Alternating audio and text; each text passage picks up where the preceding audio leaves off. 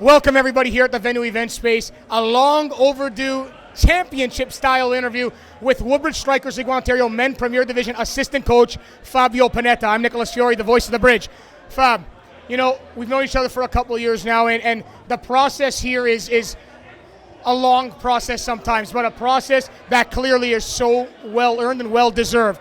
What can you say about, you know, your tenure with Woodbridge, but not just that, how proud of you of the boys and of this team that conquered this achievement?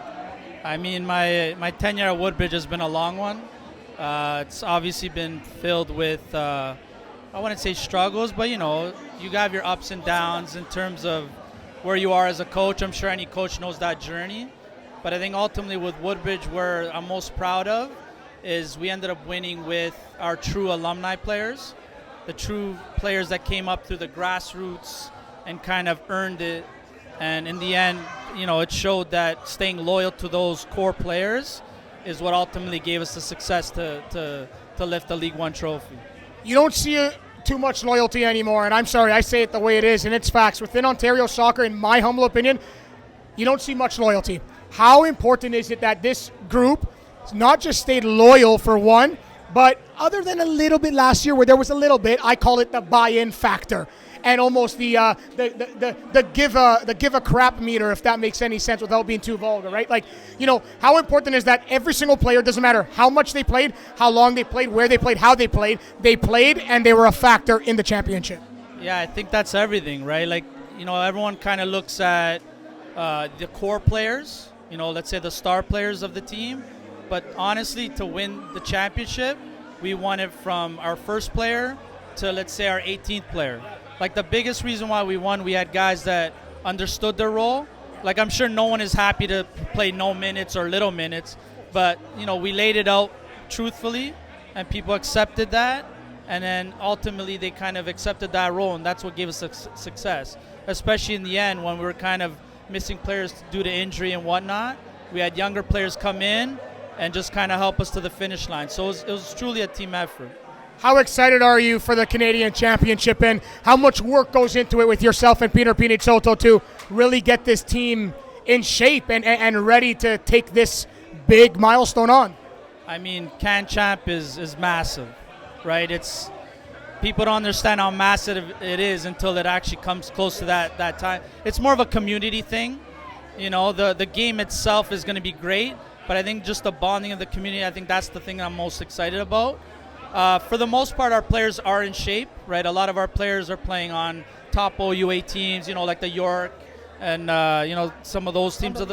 Yeah, I mean, the college, Seneca, Humber. So, I mean, our players are pretty much in shape. We have players coming back from the U.S. So, for the most part, I think it's just about looking at the squad and seeing, okay, who do we bring in? Do we need to bring in anyone, right? Those are kind of the things I think me and Peter are going to look at. You know, whether you know, you obviously want to keep the same team, but there's always going to be turnover. That's just natural. You know, at these levels, players come and go. Yes. But I think that's the biggest thing we're going to look at, just kind of seeing what's going to help us succeed at that next level, right? I have to touch upon the possible Humber-Seneca aspect in the possible OCAA provincial semifinals. Obviously, you have 5 Woodbridge players that are on Humber College. I believe it's 5. You have also 5 that's York University and elsewhere, but you're an assistant coach and a helper in the Seneca College program with the Sting.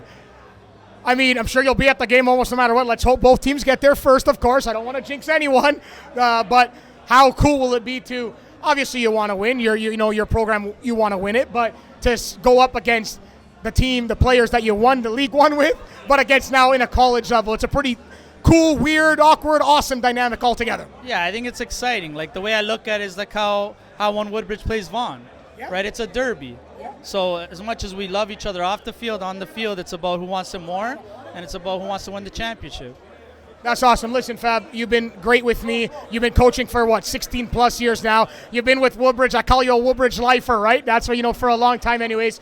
But well-deserved. And what I want to say, and I want to say it on the air, and I will say this off the air too, in the sense of you're humbled to be the assistant coach, and you're humbled to have this opportunity, and you're more than happy that your head coach, Peter Pinizzotto, won. And that's what I really love the most. And yes, I'm giving you your flowers, and you're not that type of guy, but I'm going to give it to you because you deserve it. And I really just love that you don't need me. You want us. So I really appreciate it. Congrats and all the best in the future and the rest of the way. Respect, brother. Thank you so much, man. Appreciate it. Assistant coach Fabio Panetta, live at the venue event space, along myself, Nicholas Fiore, the voice of the bridge. We will be in the Canadian Championship in 2026, but there's OUA playoffs coming up, there's OCAA playoffs coming up, and so much more. Woodbridge, if you don't know, now you know. We're on the map. We'll see you in 2026. Good night, mamma mia, and ciao.